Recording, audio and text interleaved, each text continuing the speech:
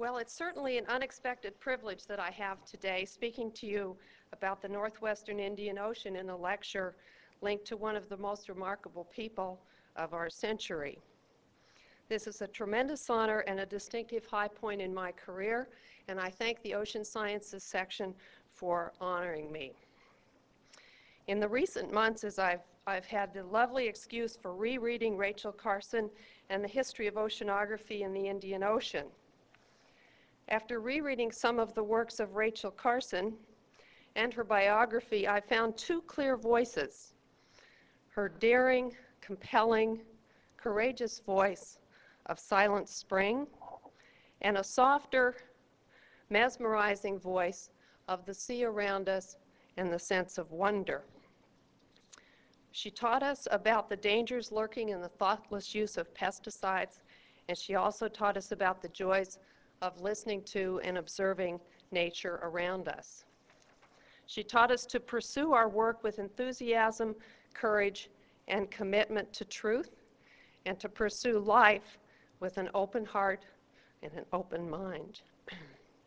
Her statement concerning the writing of her first book characterizes all creative activities.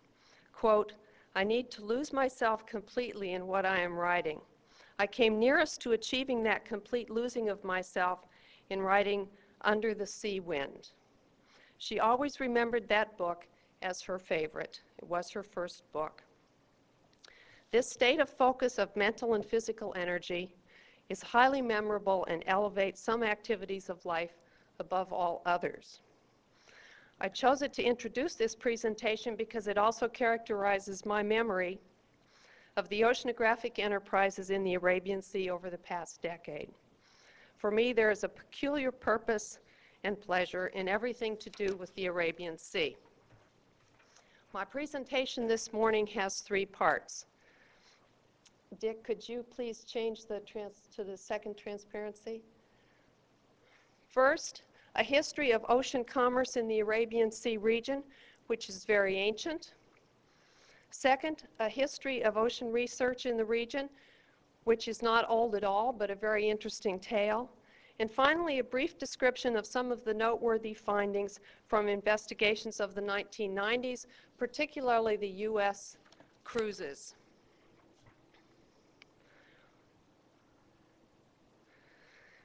Many historians agree that the Arabian Sea, Persian Gulf, and Red Sea are ideal places for sea voyaging to begin, because of the lack of arable land in the region forced people to look to the sea for food, and because the stars of the night sky are almost always bright and visible for navigation. Knowledge of the seasonal reversing winds occurred at least as early as 2031 BC. For the commerce,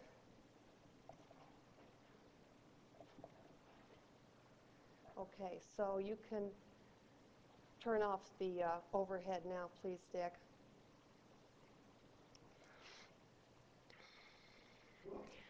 For the commerce between Babylon and Sohar, and that's the Persian Gulf commerce. Babylon up here, Sohar down here in the north of Oman.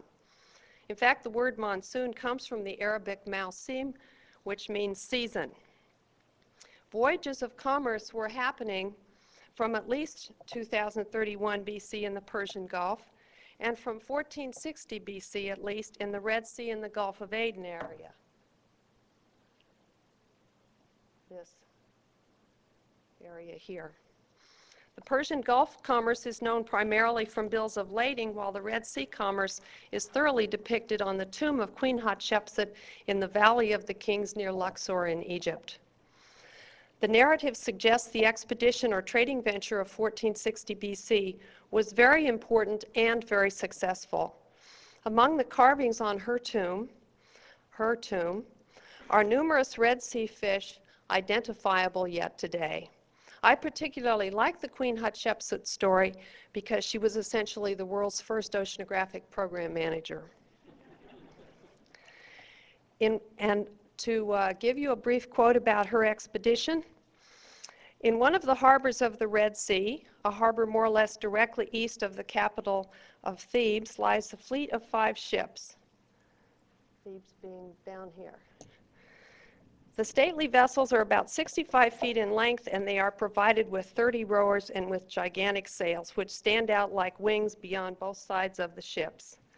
The great jars which contain the provisions are conveyed on board by a rowing boat. Then the sails are hoisted up, the sailors climb on the yards to make fast the last ropes, the rowers dip in their oars, and the ships are underway. Thus the royal soldiers begin their voyage on the sea, happily to the land of Punt. The fleet spent a month at sea before it sighted the shores of the wonderland they sought, which is probably present-day Ethiopia, Eritrea, Djibouti, or Somalia.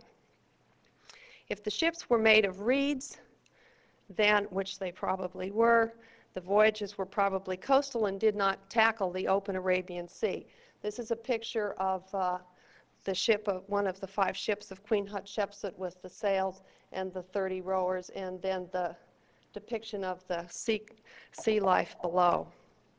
On the return voyage, the ships are laden very high with the treasures of the land of Punt and all the beautiful plants, with heaps of incense, with great myrrh trees, with ebony, together with ivory and gold, sweet-scented woods, baboons, monkeys, and greyhounds. It is clear the region enjoyed great prosperity in these times 3,500 years ago. One of the prime commodities was incense, used in embalming bodies and in religious ceremonies, which is a direct link from 1500 BC to today. The Arabian Sea coast of Oman and the coast of Yemen grew frankincense and myrrh then and now. The trade routes were overland, including the famous trading posts such as Ubar in present-day Oman and recently rediscovered through the use of satellite imagery. This slide shows a 1995 frankincense tree growing in a wadi in Oman. These camels are, well, Ubar is the slight elevation in the background of this slide with the main way of getting there, either these camels or a Toyota Land Cruiser. Ubar is the place that fell in. They pumped all the water out and it caved in, and that city then ceased to exist. This is a modern-day vessel in the port of Sur in southern Oman. The boat design of these ancient times was so exceptional, it too survives today and is used for trading sheep, mangrove poles, and for fishing, as shown here, fishing nets on the boat of this fishing dhow. A little later, I will describe a trip from Yemen to Zanzibar made in 1938 aboard a boat such as this. This is a dhow, this is a load of sheep on this dhow being transported. In 326 BC, the Arabian Sea was used for military transport when Alexander's admiral Nearchus took stranded troops and loot, mostly loot it's thought, back from present-day Pakistan to Basra, which is the top of the Persian Gulf. They had entered and conquered India through the Khyber Pass, but snow had fallen and they could not return through that overland route. So they had to go by the coastal desert and by sea. Nearchus lucked into the northeast monsoon, whose winds were favorable for sailing from Karachi to Basra, although he was a month too early. They called the coastal area in the vicinity of present-day Iran and Pakistan the land of the fish eaters, because both men and cattle survived on dried fish, then and now, in fact. On the south coast of Oman, in relatively recent times, camels carried frankincense from the inland plateau to the sea and brought dried sardines back for cattle food. Control of this trade was very important and a source of ongoing tribal conflict until just 25 years ago. To summarize this first part, much of the attraction of the Arabian Sea is the enormously long history of sea voyages in the region and the glimpses one catches here and there of what life might have been like so long ago. Today, driving along the coastal tracks of southern Oman, there are sardines out drying on the beach as they have done forever, and the fishermen live in houses of palm fronds as they have done for centuries. These are the sewn palm frond or fiber vessels that are used for fishing today, and the newer fiberglass boats. This shows the sacks of sardines and again the fiberglass boats and nets. Fishermen repairing the nets on the same beaches where their sardines dry. And then once they're dried, they're packed up in these sorts of bags and carried from the remote coastal beaches to trading posts by gentlemen such as this in his modern-day camel. This is the palm frond housing. This is a fisherman's village on the south coast of Oman, showing you the main means of transport and the palm frond housing. And also important perhaps to point out is this tank, which is fresh water. Oman has done an incredible job of getting hygiene and health to high standards so that fresh water is always plentiful and good even in areas such as this. The Arabian Sea was a scene of vigorous trade at an early date. Commerce via Arab merchants and sailors extended as far as China in the east and as far west as Africa in the Mediterranean. Many goods were traded at major ports in the countries surrounding the Arabian Sea. Arabs named part of the Indian Ocean the Sea of the Zanj because Zanj was their name for Africans. So the western part of the Northwest Indian Ocean is what they call the Sea of the Zanj.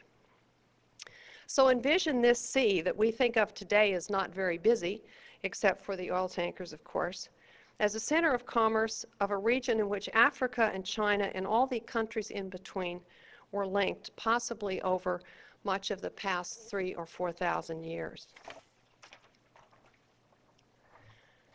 For context, I have to mention briefly that European presence in the Arabian Sea did not occur until 1498 AD, roughly 3,000 years after Queen Hatshepsut's expedition, and in the same year Leonardo was painting The Last Supper in Milan.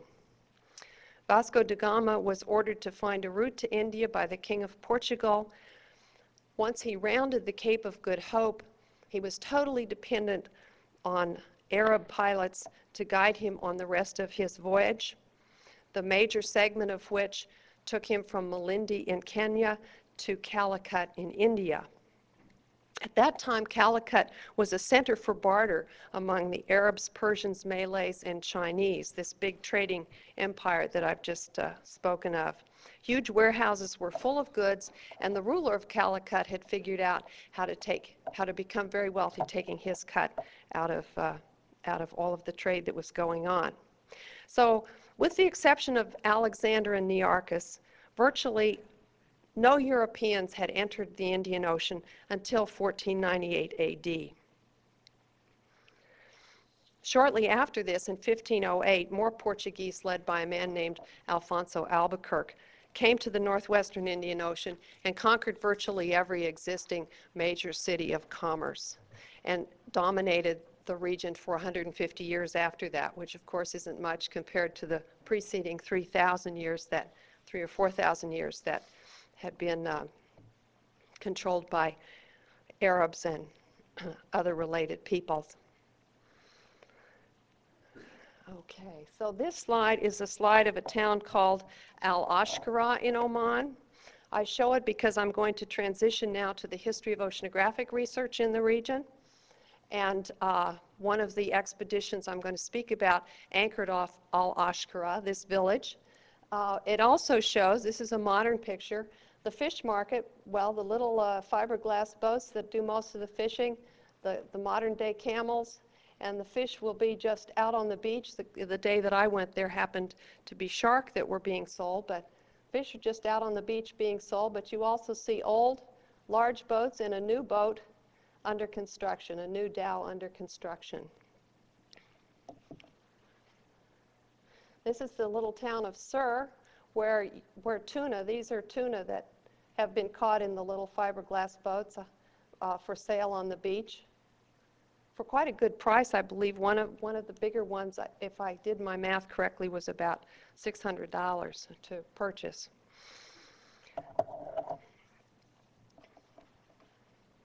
Okay.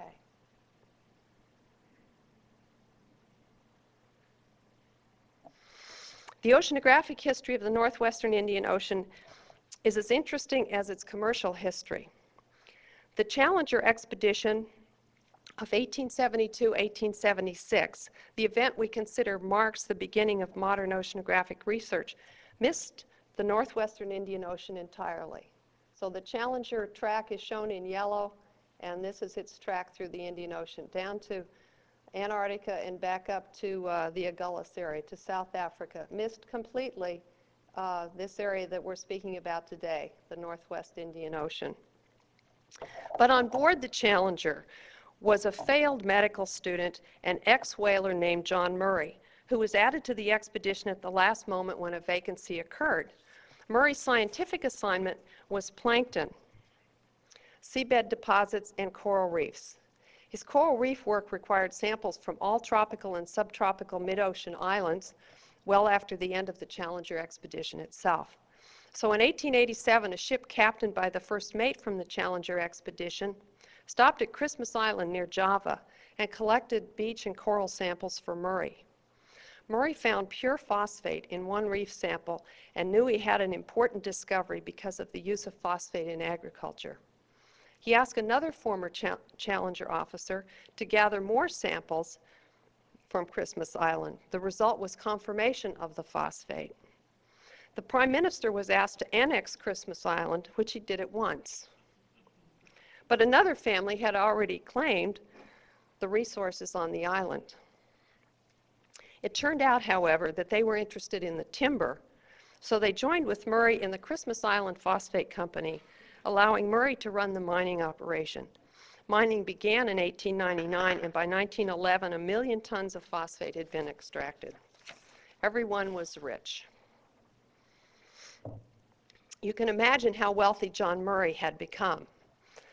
And what was Murray doing between the Challenger expedition and the Christmas Island Phosphate Company? He was assisting Sir Wyville Thomson in editing the publications from the Challenger expedition. And when Sir Wyville Thomson died, Murray became head of the Challenger Expedition Office.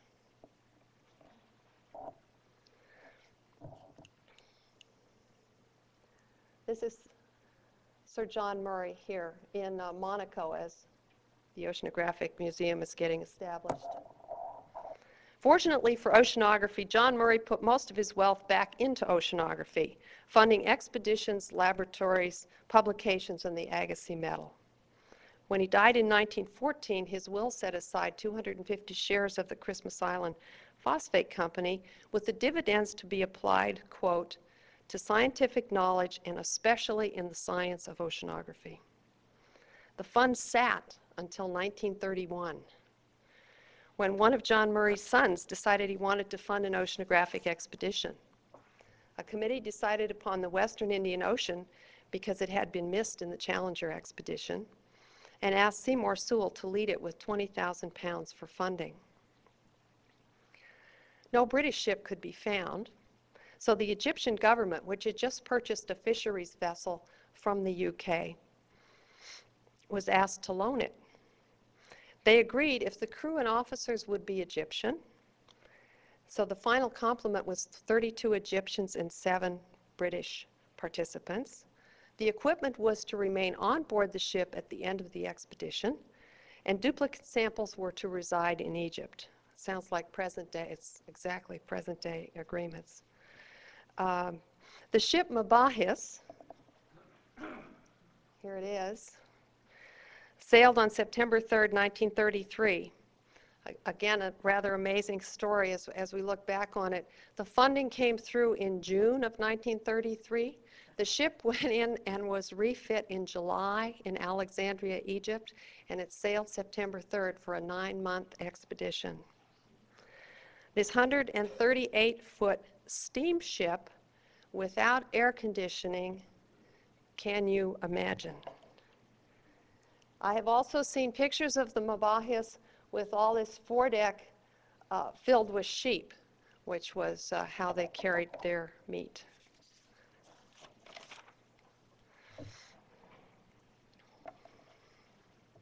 This is the track of the Mabahis or John Murray expedition.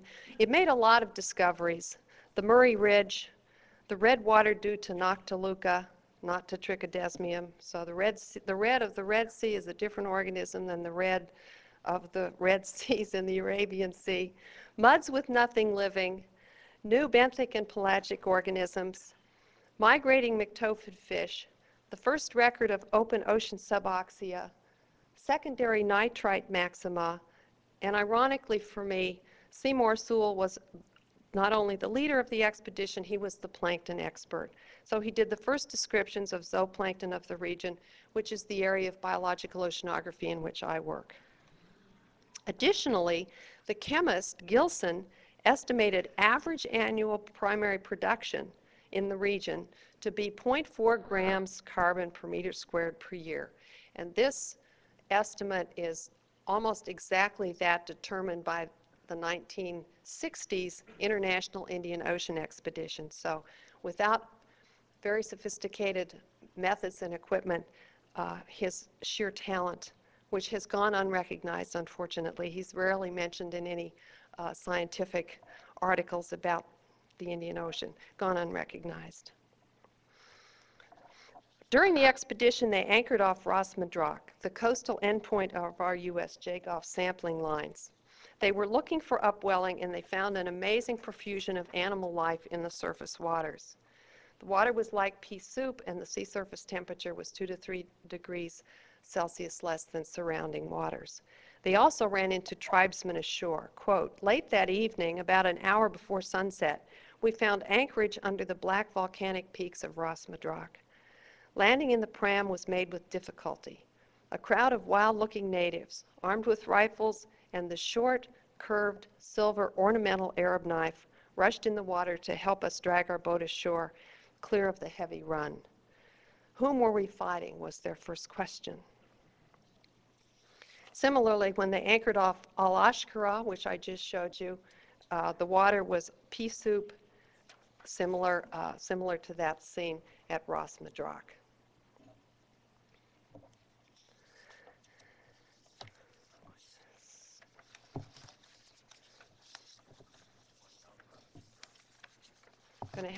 I'm going to skip over some things here so that I get to the science. This is a sailing boom, a Kuwaiti boom that is carrying mangrove poles back from Africa to Kuwait. And it's on this boat that a gentleman named Villiers sailed in 1938. So at the same time the Mabahis was doing its scientific research in the region, the main commerce was still done on this kind of ship, which had no charts, no lights. It was strictly the knowledge and the talent of the mates and the captain that guided it down the coast of Africa and back up the coast to Kuwait. This particular voyage that Villiers did, when they left Aden, they took on 200 passengers. The boat was 105 feet long, this sailing boom, and they had 200 passengers going from Aden to Zanzibar. Imagine that. At the same time, 1930, so this is the track of Villiers' boom from Aden down to Zanzibar and then back up to Kuwait. At the same time that the Mabahis expedition was going on and Villiers was writing the Tao, a man named Bertrand Thomas was crossing the large desert of Arabia, the empty quarter, by foot and on camel for the first time, the first person to do that crossing, from Salalah in the south of Oman to Doha in Qatar. And his first stop is at the Wadi Mugshin, the Mugshin oasis. Wadi Mugshin, quote, surely the prince of wadis, for nowhere have I met its like. It consists of a belt of giant acacia jungle 30 miles long on the southeastern edge of the Ar Ramal. At its eastern extremity, drinkable water comes to the surface. A considerable date grove, growing wild and unattended, lines banks of a marshy bed.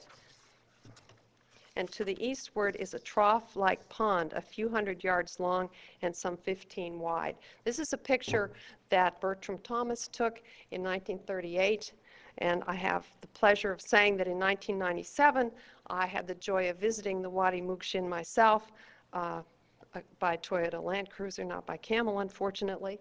And although this picture is not exactly the same, the water level is a seasonal rising and falling. It wasn't exactly the same season that I was there, but you see that the Wadi Mukshin today looks just like it did in 1938. So the point of this is that part of the lure of the Arabian Sea is its very long history of ocean voyages and the rural coastal countryside around, where life today is not very different from life centuries and more ago. So I'm going to shift now to a description of some of our scientific results, brief description of some of our scientific results. And I'm going to move down to the,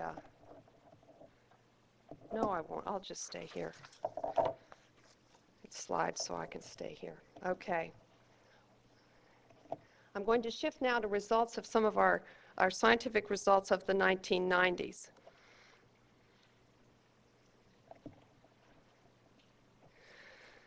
Okay, the major feature that was known in 2000 BC that is the major factor involved in the oceanography today are the reversing winds of this region, which blow from south to north during the northeast monsoon, from north to south during the northeast monsoon, and more strongly in south to north during the southwest monsoon. And that's the seasonal reversal that the commerce was based on, and it's a seasonal reversal that forces upper ocean dynamics to which biology and chemistry respond.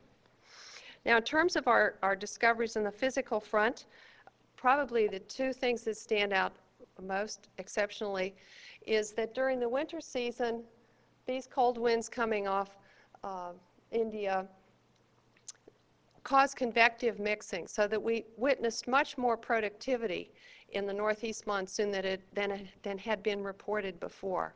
So the convection was mentioned in previous articles, but it now appears to be a very, very fundamental and important process during most of the northeast monsoon. During the southwest monsoon, the winds organized themselves into a jet.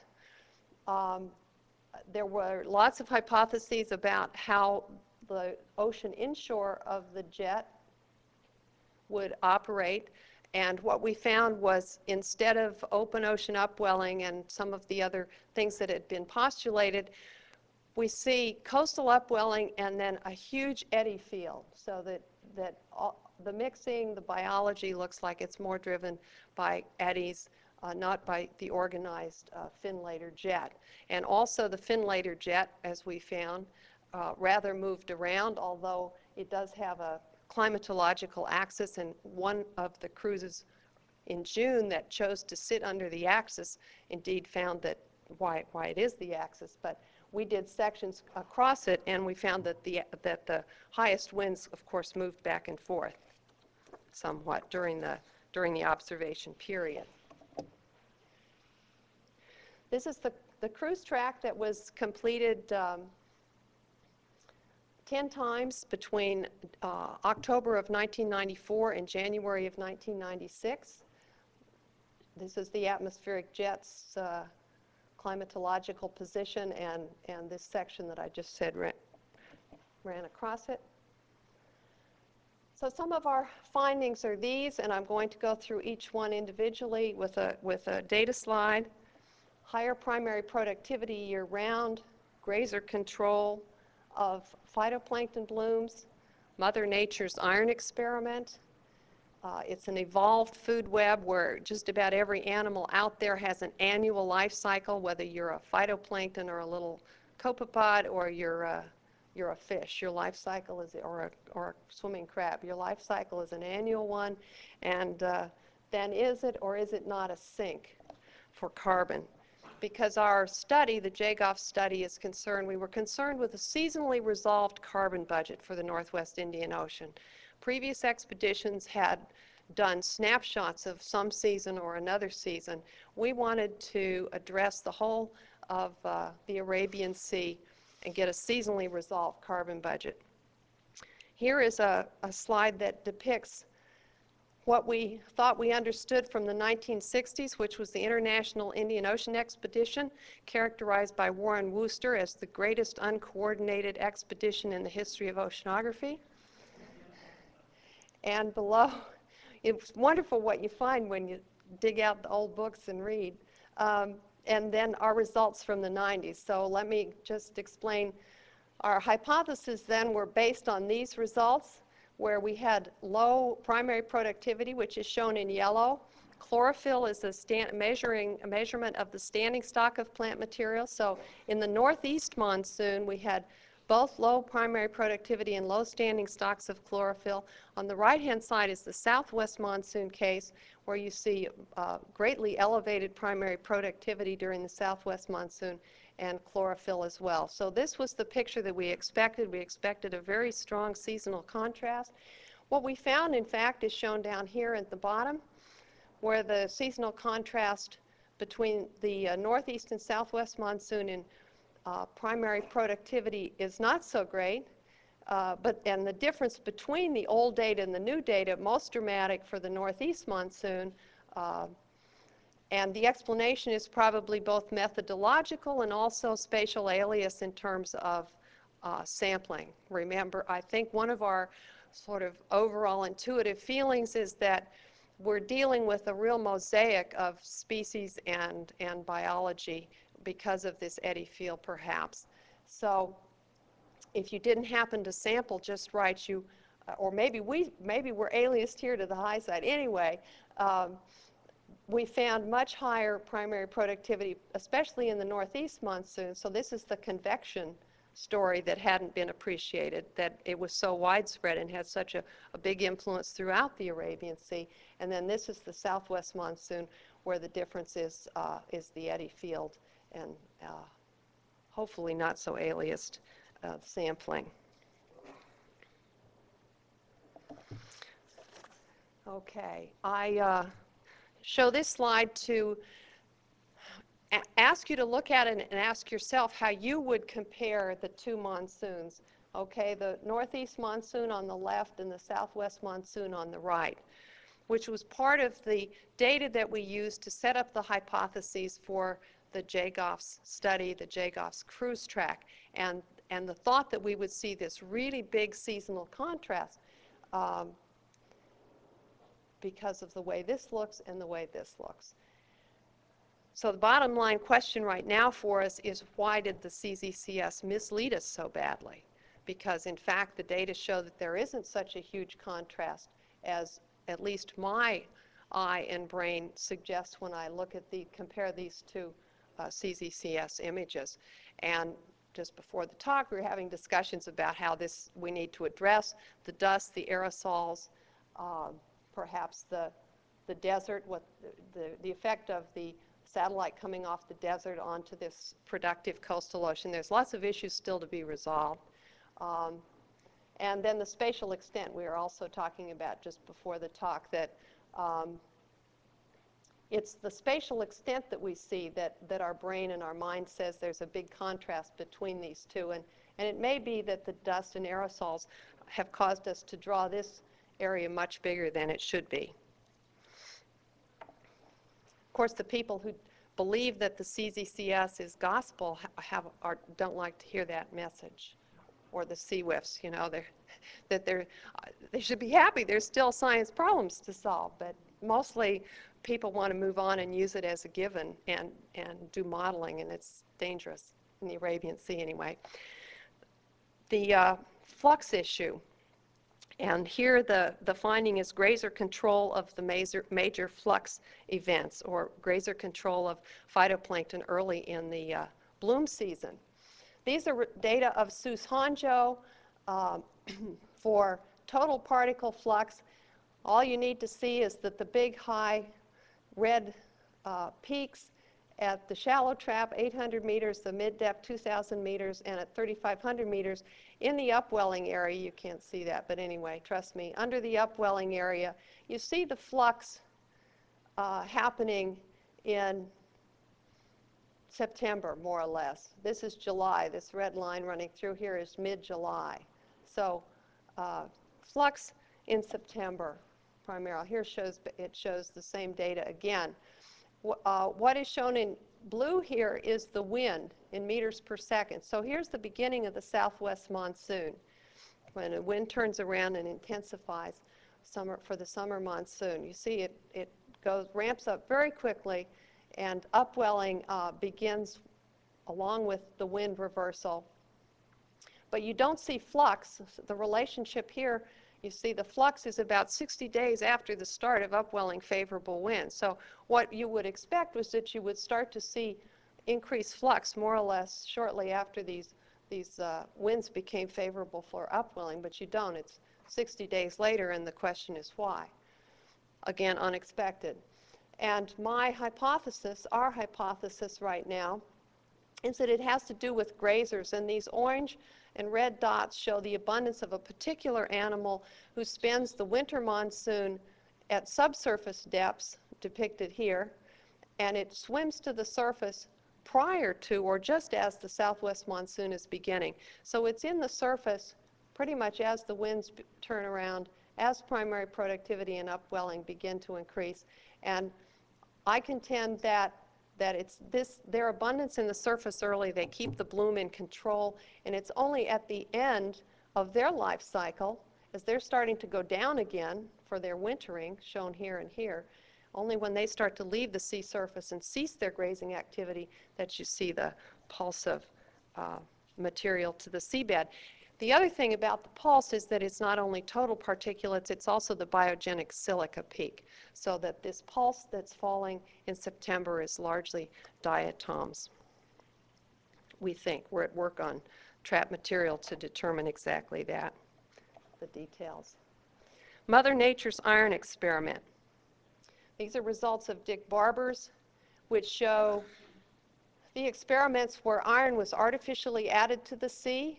RNX2 up here, sorry, inside the added patch, and RNX1 inside the added patch.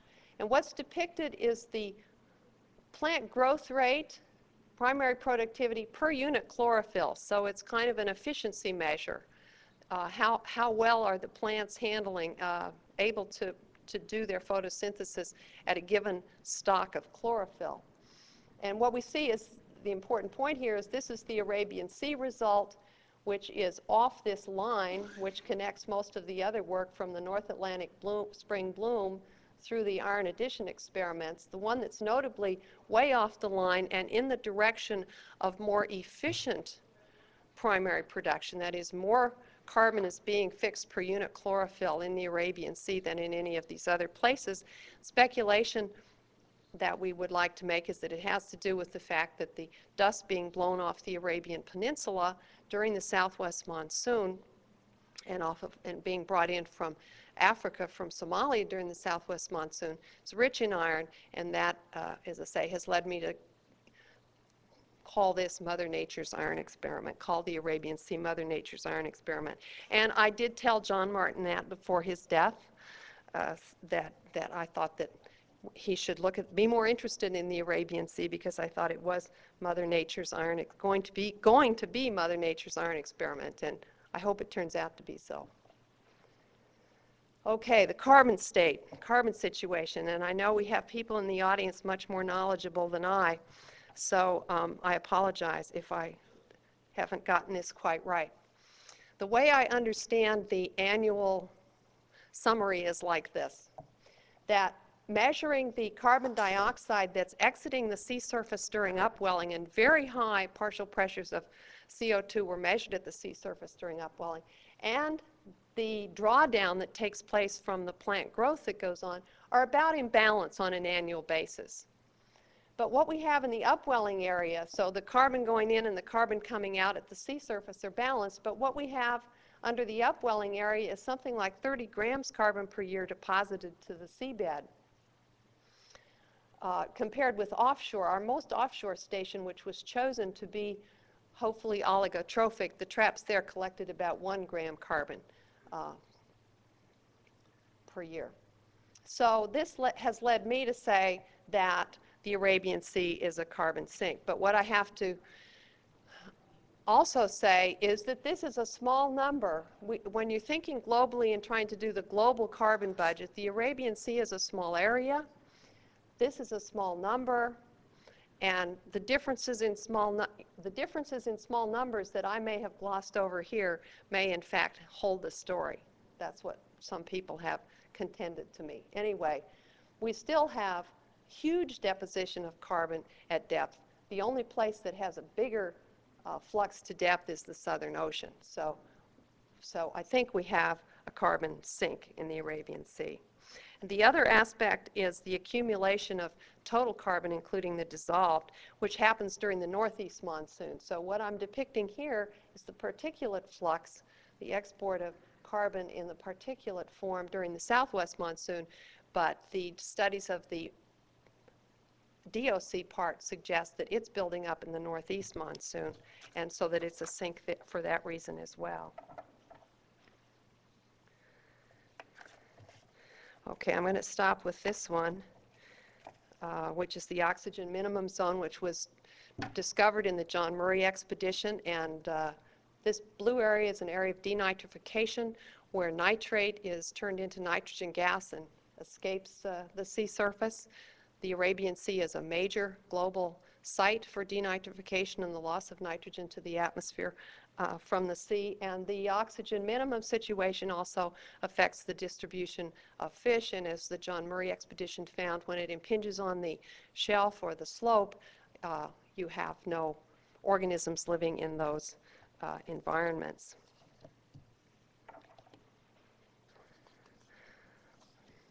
Okay, before I return to Rachel Carson in my closing comment, I want to acknowledge John Swallow, who has guided, well, he was one of the organizers of the International Indian Ocean Expedition in the 60s, and he continued to encourage everybody that ever was interested in the Indian Ocean to go there, and including biologists such as myself. So I thank him very much for his signal role in pushing all of us forward in the 1990s. Now, to close, I want to return to Rachel Carson.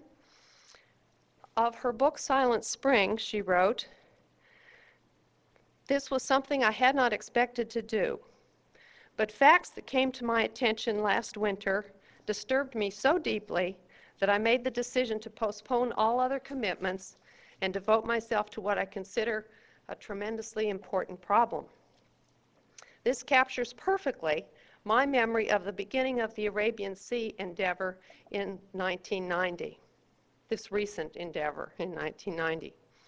But instead of disturbing facts, the possibility of formulating and executing a research program of my dreams was before me. It has been a glorious and consuming experience." Thank you.